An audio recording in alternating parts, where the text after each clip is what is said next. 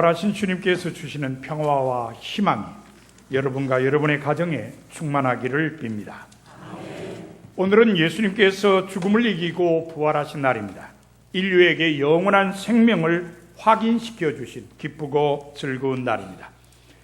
예수님의 부활로 인해 가장 크게 기뻐한 사람들은 누구일까요? 바로 예수님의 제자들이었습니다.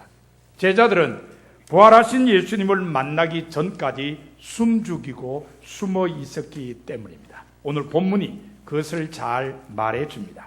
본문은 부활하신 예수님께서 제자들이 모여있는 곳에 찾아오셔서 그 모습을 보이신 이야기입니다. 본문 19절에 의하면 예수님께서 제자들을 찾아오신 시간은 안식 후 첫날 저녁 때였습니다. 제자들이 모여있던 장소는 누가복음 저자의 기록에 의하면 다락방입니다. 누가복음 22장 12절에 나타나는 최후의 만찬이 있었던 곳이며 사도행전 1장 13절에 나타나는 예수님께서 성천하신 후에 제자들이 머물던 곳입니다. 다락방에 있던 제자들은 두려움에 사로잡혀 있었습니다. 본문 19절에는 제자들이 유대인들을 두려워하여 모인 곳에 문들을 닫았더니라고 기록되어 있습니다. 무서워서 문을 모두 닫아 걸고 있었다는 설명입니다. 뭐가 무서웠을까요? 예수님을 십자가에 못 박은 유대 종교 지도자들이 자기들을 체포하러 올까봐 두려웠던 것입니다. 제자들에게는 두려움뿐만 아니라 안타까움도 있었습니다. 베드로와 예수님께서 사랑하시던 제자가 함께 예수님의 무덤에 가보았습니다. 그런데 무덤이 비어 있었습니다. 머리를 쌌던 수건과 몸을 쌌던 세마포는 있었지만 예수님의 시신은 보이지 않았습니다. 스승의 시신이 없어짐으로 인해 제자들은 안타까움에 사로잡혔습니다. 제자들에게는 놀라움도 있었습니다. 막달라 마리아가 제자들을 찾아와서 하는 말이 내가 주님을 보았다라고 했기 때문입니다. 돌아가신 스승이 다시 살아나셔서 마리아에게 그 모습을 보이셨다는 것입니다. 잘 믿어질까요? 어쨌든 제자들은 잘 믿어지지는 않았지만 이 막달라 마리아의 말로 인해서 놀랄 수밖에 없었습니다. 이처럼 제자들의 마음은 무척 혼란스러웠습니다. 언제 유대 종교 지도자들이 자기들을 잡으러 올지 모른다는 두려움과 스승의 시신이 없어진 것에 대한 안타까움, 그리고 아직 확실하게 믿지는 못하는데 스승이 다시 살아나셔서 그 모습을 보이셨다는 말로 인한 놀라움, 이런 것들이 뒤섞여서 혼란스러웠던 것입니다. 이런 제자들의 마음이 안정되고 다시 기쁨을 찾게 된 것은 그날 밤 부활하신 예수님을 만났기 때문입니다. 굳게 닫힌 문을 통과하신 예수님께서는 제자들에게 손과 옆구리를 보이셨습니다. 그러자 제자들이 주님을 알아보고 기뻐했습니다. 다시 기쁨을 얻게 된 제자들에게 부활하신 예수님께서는 몇 가지 중요한 것을 주셨습니다. 많이 주셨어요. 제일 먼저 예수님께서 제자들에게 주신 것은 평화였습니다. 본문 19절에 보면 제자들을 찾아오신 예수님께서는 그들 가운데 들으셔서 제일 먼저 너희에게 평강이 있을지어다 라고 하셨습니다. 그런데 21절에 보면 제자들에게 손과 옆구리를 보여주신 후에도 예수님께서는 다시 너희에게 평강이 있을지어다라고 하셨습니다. 평강이 있을지어다라는 말은 유대 랍비들의 일상적인 인사였습니다. 사실 유대인들은 만나면 뭐라고 인사한다 그러죠? 샬롬, 평화가 당신에게 있기를, 그런 말이죠. 평강이 있을지어다라는 말은 바로 그런 뜻의 인사말입니다. 그러므로 예수님께서 제자들을 보자마자 너희에게 평강이 있을지어다라고 하신 것은 인사말이라고 할 수 있습니다. 그러나 손과 옆구리를 보여주신 후에 다시 너희에게 평강이 있을지어다라고 하신 것은 인사보다 더 큰 의미가 있다고 할 수 있습니다. 뭘까요?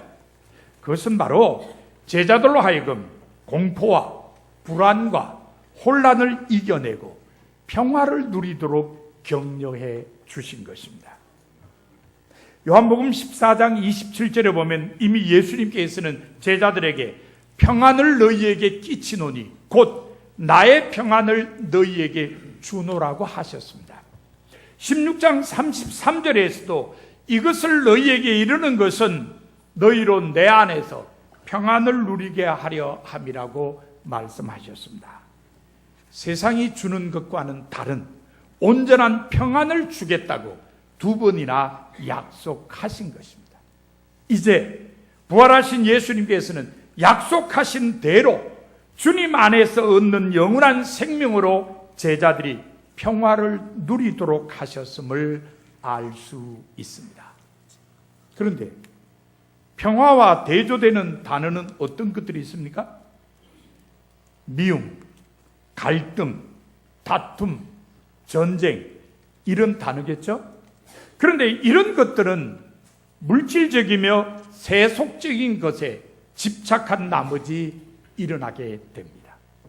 그러므로 부활하신 주님께서 주시는 부활신앙으로 물질적이고 세속적인 것을 극복하고 영원한 생명을 사모하며 살 때에 진정한 평화는 이루어질 수 있습니다.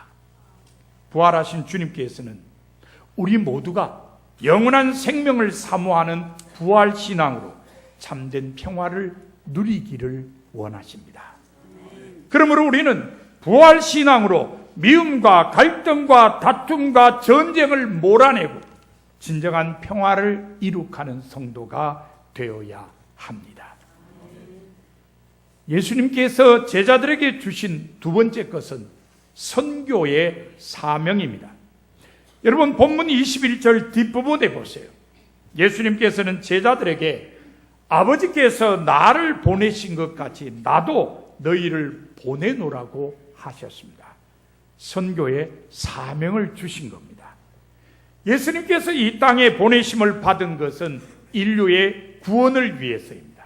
요한복음 3장 16절 말씀은 그것을 잘 알려줍니다. 함께 읽어보겠습니다. 하나님이 세상을 이처럼 사랑하사 독생자를 주셨으니 이는 그를 믿는 자마다 멸망하지 않고 영생을 얻게 하려 하심이라. 그렇습니다. 하나님께서 예수님을 이 땅에 보내신 이유는 인류 구원을 위해서입니다. 그래서 예수님께서는 공생애 동안에 같은 이유로 두 차례나 제자들을 파송하셨습니다. 한 번은 12제자를 파송하셨고 또 한 번은 70명의 제자를 파송하셨습니다. 이제 예수님께서는 똑같은 이유로 부활하신 다음에 다시 제자들을 파송하셨음을 알 수 있습니다. 부활신앙을 갖게 된 제자들에게 땅끝까지 이르러 구원의 소식을 전하도록 파송하신 것입니다. 부활신앙의 토대 위에 선교의 사명을 감당하라는 요청이었습니다. 이것은 또한 제자들의 명예회복이기도 했습니다. 왜냐하면 제자들은 예수님께서 붙잡히실 때에 예수님을 버리고 도망쳤습니다. 그나마 멀찍이 쫓아가던 베드로도 예수님을 모른다고 3번씩이나 부인했습니다. 그런 제자들에게 선교의 사명을 주신 것은 원래 제자의 모습을 되찾도록 배려하신 것입니다. 제자들에게 명예회복의 기회를 주셨다고 할 수 있습니다. 주님으로부터 선교의 사명을 부여받은 제자들은 다락방 밖으로 나가서 사람들에게 복음을 전했습니다. 처음에는 예루살렘 성 안에서, 다음에는 유대 지역과 사마리아에서, 그 다음에는 이방 사람들이 사는 넓은 세상으로 나가서 부활하신 주님을 증언했습니다. 부활하신 주님께서는 우리도 부활신앙의 토대 위에 이 땅 모든 사람에게 구원의 도리를 전파하기를 원하십니다. 그러므로 우리는 부활 신앙을 근거로 선교의 사명을 감당하는 성도가 되어야 합니다. 예수님께서 제자들에게 주신 세 번째 것은 성령입니다. 본문 22절을 보십시오. 예수님께서는 제자들을 향하여 숨을 내쉬며 말씀하시기를 성령을 받으라고 했습니다. 숨을 내쉰다라는 표현은 창세기 2장 7절의 말씀을 연상하게 합니다. 창세기 2장 7절을 함께 읽어보겠습니다. 여호와 하나님이 땅의 흙으로 사람을 지으시고 생기를 그 코에 불어넣으시니 사람이 생명이 되니라. 하나님께서 흙으로 지으신 사람의 코에 생기를 불어넣으시니까 사람이 생명체가 되었다는 말씀입니다. 그러므로 제자들을 향하여 숨을 내쉬며 성령을 받으라고 하신 것은 생기를 코에 불어넣으셔서 생명체가 되게 하신 것과 마찬가지로 생명을 주셨음을 의미합니다. 성서에는 성령에 대한 두 가지 이해가 공존합니다. 하나는 삼위일체 하나님의 한 위로서 성령입니다. 그래서 성령은 하나님이시라는 이해입니다. 그런데 다른 하나가 있어요. 그것은 하나님께서 주시는 능력과 선물로서 성령입니다. 이것은 우리가 신약성서의 용어대로 하면은 하나님의 은사라는 거죠. 요한복음 16장에는 성령에 대한 예수님의 약속이 기록되어 있습니다. 예수님께서 성령을 보혜사라고 하셨습니다. 변호하시는 분 또는 도와주시는 분으로 이해할 수 있는 단어입니다. 예수님께서는 성령을 보혜사라고 말씀하신 이유에 대해 성령이 제자들을 진리 가운데로 인도할 것이기 때문이라고 하셨습니다. 성령이 제자들을 진리 가운데로 인도하고 필요한 말들을 하게 해 주시기 때문에 너희들을 돕는 분이다. 그래서 보혜사라고 일러 주신 것입니다. 그런데 이제 부활하신 예수님께서는 장차 교회라고 불릴 새로운 공동체의 생명을 가능하게 하는 하나님의 능력인 성령을 제자들에게 주셨음을 알 수 있습니다. 사도행전에 의하면 하나님의 능력인 성령을 받은 제자들은 방언으로 하나님 말씀을 전하기도 하고 담대하게 전도도 하고 치유를 비롯한 다양한 역사를 일으키며 사랑의 공동체인 교회를 세웠습니다. 부활하신 주님께서는 우리도 하나님의 능력인 성령을 받아서 주님의 일을 하며 교회 공동체의 생명을 유지하기를 원하십니다. 그러므로 우리는 예배와 말씀과 기도와 찬양을 통해 하나님의 능력인 성령을 힘입는 성도가 되어야 합니다. 예수님께서 제자들에게 주신 네 번째 것은 죄의 용서에 대한 권한입니다. 본문 23절을 보십시오. 예수님께서는 제자들에게 너희가 누구의 죄든지 사하면 사하여질 것이요 누구의 죄든지 그대로 두면 그대로 있으리라고 하셨습니다. 이 말씀은 죄를 용서할 수 있는 권한에 대한 위임입니다. 예수님께서는 공생애 동안에 몇 차례 내 죄사함을 받았느니라는 선언을 하셨습니다. 이게 누가복음 5장 20절의 말씀은 대표적인 예입니다. 사람들이 한 중풍병자를 침상채에 메고 예수님께 왔습니다. 그런데 사람들이 너무 많이 모여 있어서 예수님 앞으로 중풍병자를 데리고 갈 수가 없었습니다. 그래서 이 중풍병자를 침상채에 메고 온 사람들은 지붕에 올라갔습니다. 우리나라 지붕처럼 슬라브 지붕이 아니고요. 이렇게 나무 같은 거를 이렇게 얽어서 덮어놓으면 됩니다. 그래서 그 지붕을 떴습니다. 그리고는 중풍병자를 예수님 앞으로 달아 내립니다. 예수님께서 그들의 믿음을 보시고 이 사람아 네 죄 사함을 받았느니라고 선언하셨습니다. 그리고 중풍병자를 고치셨습니다. 그런데 이게 유대 종교 지도자들과의 논쟁을 일으켰습니다. 죄를 사하는 권세는 누구에게 있다고 유대인들이 생각했을까요? 오직 하나님. 오직 하나님께만 죄를 사하는 권세가 있는데 어떻게 이 사람이 내 죄 사함을 받았느니라 그렇게 말할 수 있느냐? 그때 예수님께서는 예수님에게 죄 사하는 권세가 있음을 보여주셨습니다. 어떻게 보여주셨냐? 그 중풍병자를 고치심으로 보여주었습니다. 그게 어떻게 보여준 게 되느냐? 됩니다. 유대인들은 어떤 병자 또는 장애인 이런 사람들이 죄를 지어서 악한 사탄이 씌어서 그렇게 됐다고 믿었습니다. 그래서 그 사람들이 깨끗함을 얻으려면 어떻게 되냐? 하나님께서 죄를 용서해 주시면은 사탄 권세가 물러가고 깨끗하게 낫는다. 이렇게 생각했어요.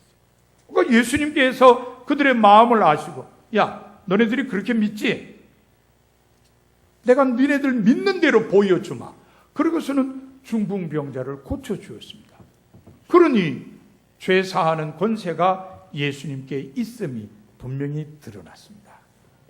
물론 오늘날에도 유대인들이 갖고 있던 이 신앙을 우리가 그대로 가져야 된다는 건 아닙니다.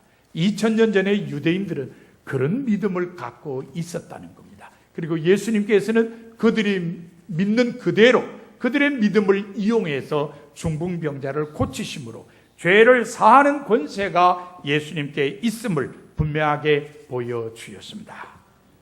이제 죄 용서의 은혜는 예수님의 십자가 죽음으로 인해 온 인류에게 주어졌습니다. 부활하신 예수님께서 자기의 죽음의 결실인 죄 용서를 새로운 교회 공동체의 권한으로 부여하신 것입니다. 죄 용서의 권한을 부여받은 제자들은 세상을 향해서 회개를 외쳤습니다.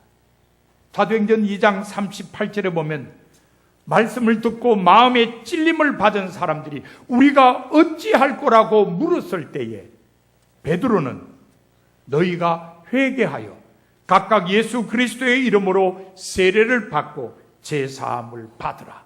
그리하면 성령의 선물을 받으리니라고 했습니다. 죄 용서의 고난을 세례를 통해 선포했음을 알게 해주는 구절입니다. 죄 용서의 고난에 대한 말씀은 경고의 의미도 동시에 담고 있습니다. 회개하면 죄 용서를 받을 수 있지만 회개하지 않는 사람에게는 하나님의 긍휼하심을 상실하고 있다는 것을 경고해 주는 것도 새로운 교회 공동체의 사명임을 규정하고 있는 것입니다. 부활하신 주님께서는 우리 모두가 회개하는 사람에게 주어지는 죄 용서를 널리 알리기를 원하십니다. 그러므로 우리는 죄 용서의 은혜를 널리 알리는 성도가 되어야 합니다. 사랑하는 성도 여러분, 여러분이 부활하신 주님께로부터 받으신 것은 무엇입니까? 부활하신 주님께서 여러분에게 무엇을 주셨습니까? 부활하신 예수님을 만난 제자들은 평화와 선교의 사명과 성령 그리고 죄의 용서에 대한 권한을 받았습니다. 그런데 이것은 부활신앙으로 사는 모든 사람에게 하나님께서 주시는 것입니다. 그러므로 여러분도 이 모든 것을 받으셔야 합니다. 여러분 모두 부활신앙으로 평화를 누리고 성령으로 힘입어 하나님의 일을 하며 회개에 따른 죄의 용서를 널리 전하여 선교의 사명을 온전히 감당하는 성도가 다 되시기를 바랍니다. 아멘. 이제 말씀을 마음에 새기고 결단하는 침묵 기도를 2, 3분간 드리도록 하겠습니다.